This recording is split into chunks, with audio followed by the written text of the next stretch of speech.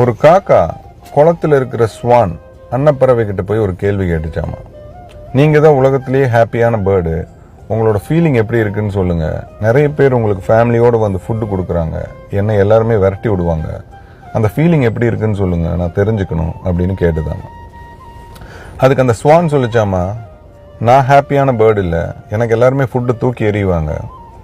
Farad கிளி தான் ஹாப்பியான பேர்டு, ஷோல்டரில் கிளி உட்கார வச்சுட்டு எல்லாருமே ஊட்டி விடுவாங்க, அதனால கிளிக்கிட்ட போய் கேளுங்க, அதுதான் இருக்கிறதுலையே ஹாப்பியான பேர்டுன்னு கிளிக்கிட்ட கேட்க சொல்லிச்சாமா. ஸோ இந்த காக்கா கிளிக்கிட்ட போய் கேட்குது, நீங்கள் சொல்லுங்கள், நீங்கள் தான் ஹாப்பியான பேர்டுன்னு நான் கேள்விப்பட்டேன், எப்படி இருக்குது அந்த ஃபீலிங் அப்படின்னு கேட்டுதான். அதுக்கு அந்த கிளி சொல்லிச்சாமா, நான் ஹாப்பியான பேர்டு இல்லை, பக்கத்தில் ஜூவில் நான் மயிலை பார்த்துருக்கேன், மயில் தான் இருக்கிறதுலே ஹாப்பியான பேர்டு, அது தோகையை விரித்து ஆடுற வரைக்கும் எல்லாரும் வெயிட் பண்ணி ஃபோட்டோலாம் எடுக்கிறாங்க, அதுக்கிட்ட கேட்டு பாருங்க அப்படின்னு சொல்லிச்சோம்.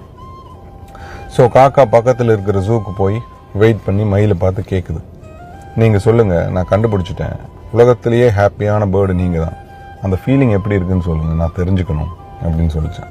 அதுக்கு அந்த மயில் சொல்லிச்சாமா, என்னை பொறுத்த வரைக்கும் நீங்கள் தான் ஹாப்பியான பேர்டு, ஏன்னா நான் உள்ளுக்குள்ளே இருக்கேன், நான் வெளியே பார்க்கும்போது உங்களை யாருமே தொந்தரவு பண்ணுறதில்ல, யாரும் பிடிச்சி கூண்டுல வைக்கிறது இல்லை, வேணுங்கிறத சாப்பிட்றீங்க, வேணுங்கிற இடத்துக்கு போகிறீங்க, நீங்கள் தான் ஹாப்பியான பேர்டு, நீங்கள் சொல்லுங்கள் அந்த ஃபீலிங் எப்படி இருக்குன்னு மயில் திருப்பி அந்த கேள்வியே காக்கா கிட்ட கேட்டுச்சோம். இதுதான் வாழ்க்கை. நம்ம லைஃப்பை மற்றவங்க லைஃபோட கம்பேர் பண்ணி வாழ்ந்துட்டு இருந்தோம்னா நம்ம லைஃபோட கிரேட்னஸே நமக்கு தெரியாமல் போயிடும். நம்மளை மாதிரி இந்த உலகத்தில் யாருமே இருக்க மாட்டாங்க, நம்மளை மாதிரி யாருமே யோசிக்க மாட்டாங்க. அப்போ நம்ம எவ்வளோ யூனிக் பாருங்கள். நம்மளோட குவாலிட்டிஸ் இன்னொருத்தங்களுக்கு இருக்காது, நம்மக்கிட்ட என்ன இருக்குதோ அதை நம்ம டெவலப் பண்ணாலே வாழ்க்கையோட தரம் உயர்ந்துடும். நம்ம அதை விட்டு போட்டு மற்றவங்களோட லைஃப் கூட கம்பேர் பண்ணிட்டு இருந்தோம்னா கம்பேரிசன் வெறும் நெகட்டிவிட்டியை தான் உண்டு பண்ணும், வேண்டாத சிந்தனைகளை தான் நமக்கு கொடுக்கும், நம்ம வாழ்க்கையோட முன்னேற்றத்தையே தடுத்துடும்.